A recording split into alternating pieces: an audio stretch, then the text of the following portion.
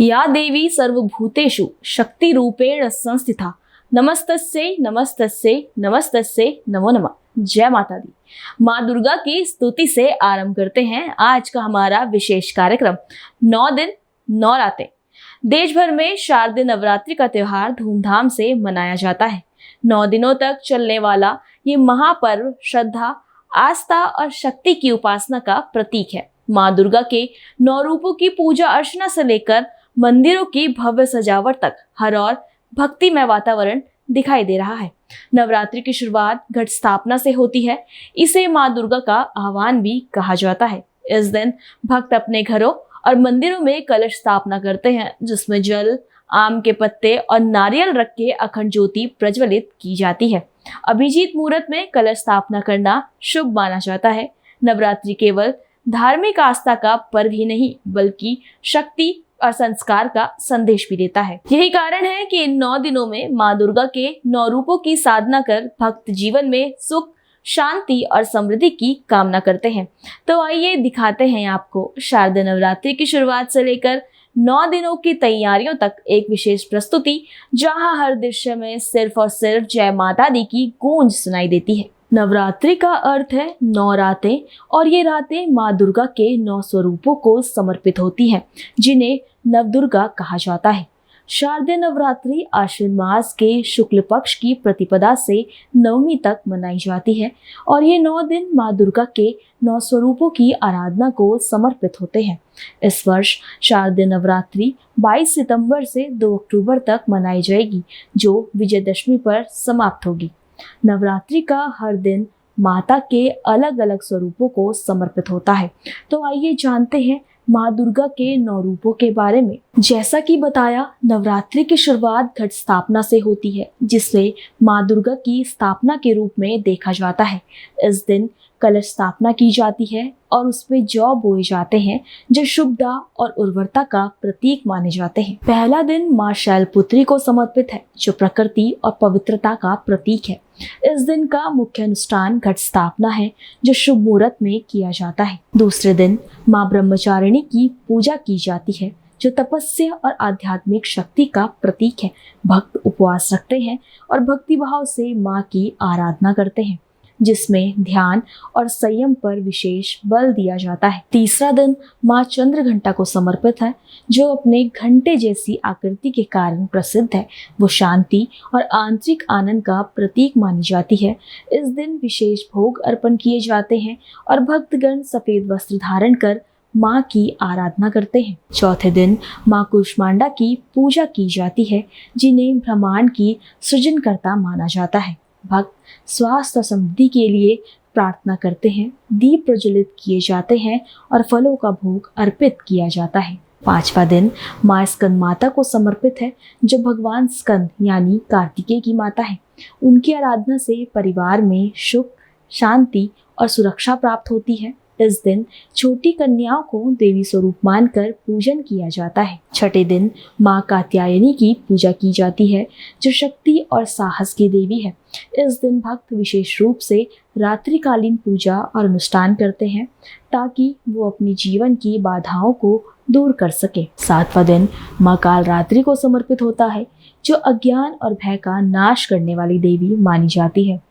रात्रि पूजन का विशेष महत्व होता है और भक्त नकारात्मक शक्तियों से मुक्ति के लिए माँ की प्रार्थना करते हैं। 8वें दिन महागौरी की पूजा की जाती है, जो पवित्रता और शांति का प्रतीक है।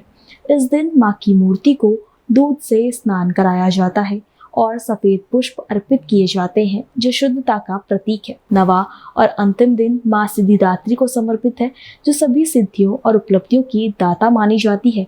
इस दिन भव्य प्रार्थनाएं की जाती है और व्रत का समापन होता है, जिसमें कन्या पूजन का विशेष महत्व है। धार्मिक मान्यताओं के अनुसार हर साल माता नवरात्रि पर अलग अलग वाहन पर सवार होके आती है।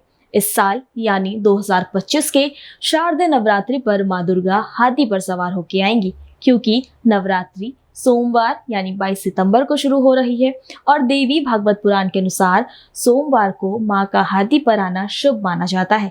हाथी पर माँ का आगमन शांति, समृद्धि और देश में धन धान्य की वृद्धि का प्रतीक है। शारदीय नवरात्रि का संबंध रामायण से भी है। कहा जाता है कि भगवान श्री राम ने लंका जाने से पहले 9 दिनों तक माँ दुर्गा की उपासना की थी। उन्होंने 108 कमल के फूलों से देवी की आराधना की और विजय का आशीर्वाद प्राप्त किया।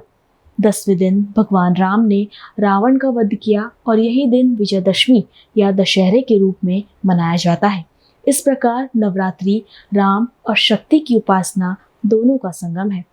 तो वहीं पौराणिक मान्यताओं के अनुसार शारदीय नवरात्रि का पर्व माँ दुर्गा की महिषासुर पर विजय की स्मृति में भी मनाया जाता है।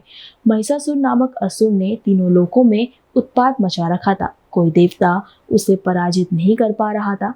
तब देवताओं की सम्मिलित शक्तियों से माँ दुर्गा प्रकट हुई। 9 रात और 10 दिन तक चला युद्ध अंततः महिषासुर के वध के साथ समाप्त हुआ। यही कारण है कि नवरात्रि को सत्य और धर्म की विजय का प्रतीक माना जाता है। चलिए अब आपको ले चलते हैं उन भव्य स्थानों की यात्रा पर जहां नवरात्रि का भव्य आयोजन किया जाता है और भक्ति और आस्था का एक अनूठा संगम देखने को मिलता है। सबसे पहले चलते हैं कामाख्या देवी मंदिर। कामाख्या देवी मंदिर असम की राजधानी गुवाहाटी के नीलांचल पर्वत पर स्थित है। कामाख्या देवी मंदिर 51 शक्तिपीठों में से सबसे प्रमुख माना जाता है। यहाँ माता की योनि स्वरूप में पूजा की जाती है, जिससे ये स्थान विशेष रूप से महत्वपूर्ण है। यहाँ देवी को इच्छाओं की शक्ति या कामेश्वरी के रूप में पूजा जाता है। मान्यता है कि यहाँ माता सती का गर्भस्थल गिरा था। यहाँ देवी की मूर्ति नहीं बल्कि एक प्राकृतिक गर्भगृह है। हर साल जून में अम्बुबाची मेले का आयोजन होता है, तो वहीं नवरात्रि के दौरान यहाँ विशेष पूजा और साधना की जाती है। वहीं बात करें नैना देवी मंदिर की, तो नैना देवी मंदिर उत्तराखंड के नैनीताल में स्थित है। यहाँ माता सती के नेत्र गिरे थे। मंदिर नैनी झील के पास है और श्रद्धालुओं के लिए आस्था का केंद्र है। नवरात्रि पर यहाँ भक्तों की भारी भीड़ उमड़ती है। विशेष आरती और भव्य मेले का आयोजन किया जाता है। वैष्णो देवी मंदिर जम्मू के त्रिकुटा पर्वत पर स्थित है। भक्त गुफा के अंदर मां वैष्णो देवी के दरबार में दर्शन करते हैं। नवरात्रि के समय यहाँ लाखों श्रद्धालु पहुंचते हैं। पर्वत मां के जयकारों से गूंज उठता है। ये यात्रा हिंदू धर्म की सबसे पवित्र यात्राओं में से एक मानी जाती है। हिंगलाज माता मंदिर राजस्थान के बाड़मेर जिले में स्थित है। ये मंदिर भी शक्तिपीठों में से एक है। मान्यता है कि यहाँ माता सती का ब्रह्मरंध्र गिरा था। मंदिर तंत्र साधना और शक्ति उपासना के लिए प्रसिद्ध है। नवरात्रि के दौरान यहाँ विशेष हवन और अनुष्ठान किए जाते हैं। ये पर्व हमें ये संदेश देता है कि सत्य और धर्म की शक्ति हमेशा अधर्म और अन्याय पर विजय पाती है। इस नवरात्रि की विशेषता ये भी है कि इन दिनों को आध्यात्मिक साधना, उपवास, संयम और आत्मशुद्धि के रूप में माना जाता है। साथ ही ये पर्व सांस्कृतिक दृष्टि से भी बेहद खास है। गुजरात में गरबा और डांडिया, बंगाल में दुर्गा पूजा और उत्तर भारत में रामलीला, दशहरे का आयोजन इसकी भव्यता को और बढ़ा देता है। सर्व मंगल मांगल्ये शिवे सर्वार्थ साधिके शरण्ये त्र्यंबके गौरी नारायणी नमोस्तुते।